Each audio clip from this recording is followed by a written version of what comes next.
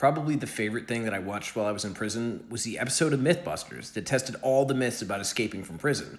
Because they had all these rules and regulations and things we were allowed to see, but they couldn't actually monitor it on a daily basis, so nobody was monitoring it. So we were allowed to watch whatever channels were made available and basically anything on those channels.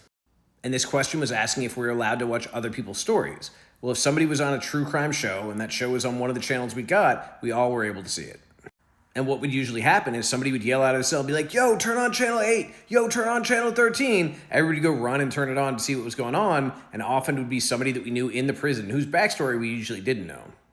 Probably the most unusual one was a guy who we'd all seen around. We kind of knew his story because he'd been on the news. What we didn't realize is prior to the crime that sent him to prison, he'd been called in front of Congress to report on the fact that he'd received millions of dollars that they were saying he didn't deserve, but by the law he did.